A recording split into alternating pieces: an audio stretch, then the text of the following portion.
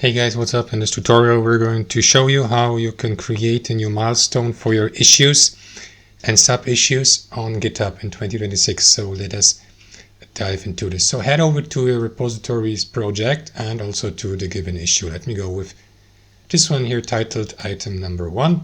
Click into it. And usually guys, you should be able to assign a milestone from that list here. However, that's only the case if you have already created these milestones so that you may assign the issue to it.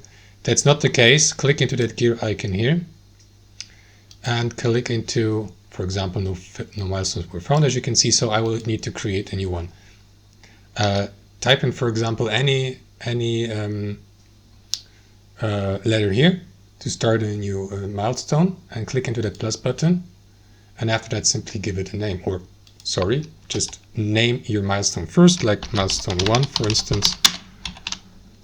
And after that, confirm by clicking into this button, and that is going to be your new milestone. Now we can assign it, as you can see here, to your issue.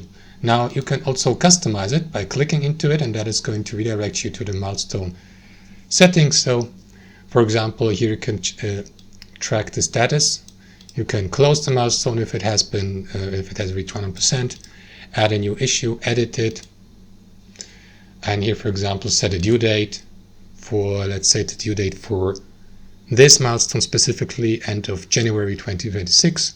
Save your changes, and now that's it. Now let me add also a second issue to that milestone. So let me refresh the page and navigate to item number 2.